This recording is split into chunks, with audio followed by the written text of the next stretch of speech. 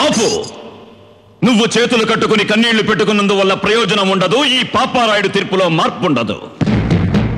మీరిద్దరూ ఒకే కడుపున పుట్టినంత మాత్రాన నువ్వు చేసిన తప్పు వీడి మంచితనం వల్ల ఒప్పు అయిపోదు.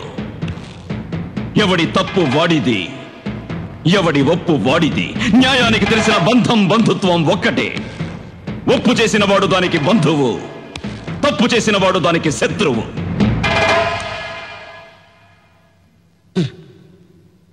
నా దృష్టిలో ఒక్కసారి తప్పు చేసిన వాడిని క్షమించడం, మరోసారి తప్పు చేయడానికి వాడికి అవకాశం ఇవ్వడం.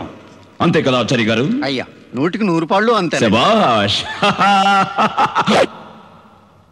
రేపు పంచాయతీలో కలుద్దాం. ఇక మీరు బయలుదేరచ్చు. రాయుడు గారు, తమరు మరొక్కసారి. నా గురించి మీ అందరికీ బాగా తెలుసు.